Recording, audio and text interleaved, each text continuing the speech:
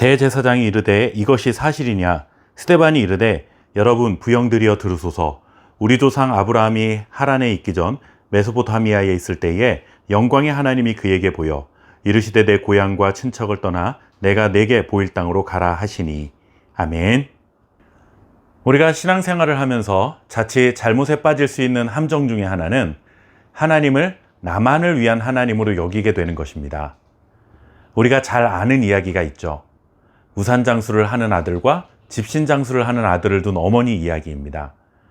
우산장수 아들이 잘 되기 위해서는 비가 많이 와야 하지만 그렇게 되면 집신장수를 하는 아들이 어려워질 수 있습니다. 반대로 비가 오지 않으면 집신장수를 하는 아들이 돈을 많이 벌겠지만 반대로 우산장수를 하는 아들은 힘들어집니다.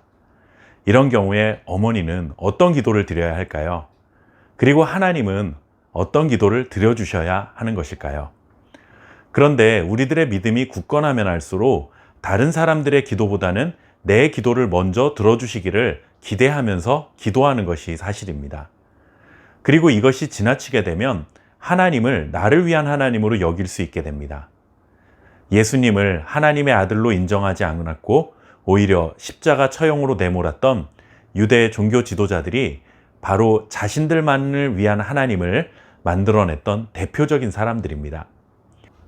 그들은 자신들이 만들어 놓은 종교적 고정관념으로 하나님의 아들이신 예수님을 판단했습니다. 그리고 이러한 생각은 예수님이 죽으시고 부활하신 이후에도 변하지 않았습니다. 예수님의 이름을 전하고 예수님의 이름을 통해 표적과 기사를 일으키던 사도들에게 다시는 예수님을 전하지 말라고 경고하기도 했고 그들을 핍박하며 옥에 가두기도 했습니다. 그렇게 고난을 받았던 사람 중에 스데반이 있었습니다. 사도행전 7장은 스데반이 대제사장 앞에서 선포한 설교 말씀이라고 할 수 있습니다. 그가 믿음의 조상 아브라함과 그리고 요셉을 예로 들어 설교를 시작했습니다. 그가 전한 메시지의 핵심은 하나님께서는 이방 땅에서도 그들과 함께 하셨다라는 사실입니다. 아브라함이 갈대아 우르라는 이방신을 섬기던 땅에 살고 있을 때 하나님을 처음 만나게 되었다는 사실을 전해 주었습니다. 이렇게 이방 땅에서 살던 아브라함을 하나님이 찾아오셨고 그와 함께 하셨다는 것이죠.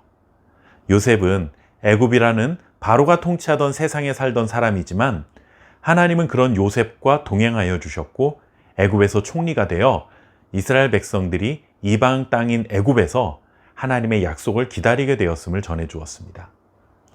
스데반이 왜 이런 말을 한 것일까요? 그것은 하나님은 예루살렘 성전 안에만 계신 분이 아니며 유대인들만의 하나님이 아니라는 사실을 알려주기 위함입니다. 자신들이 믿음의 조상이라 믿고 있는 아브라함도 우상을 조각하여 만들던 이방 땅에 살던 사람이었지만 그런 곳에서 하나님을 만났고 하나님이 함께 하셨다는 것을 경험했습니다. 바로가 다스리는 애굽에서도 하나님은 요셉과 함께 하셨고 하나님은 유대인들 안에 갇혀 있는 분이 아니라는 사실을 분명히 밝혀주신 것입니다. 그러니 복음은 대제사장들이나 바리새인들만의 것도 아니오 유대인들만의 것도 아니니 이방인들에게 복음이 전파되는 것을 막을 수 없다는 이 말을 전한 것입니다. 하나님은 교회 안에 갇혀 계신 분이 아닙니다. 하나님은 우리 가정만을 위해 계신 분도 아닙니다. 하나님은 나의 기도 제목만을 들어주시는 분도 아닙니다. 이 세상 모든 만물 가운데 함께 하시는 창조주 그분이 바로 하나님입니다. 그렇기 때문에 우리가 어디로 가든 하나님은 우리와 늘 함께 하시는 분이십니다.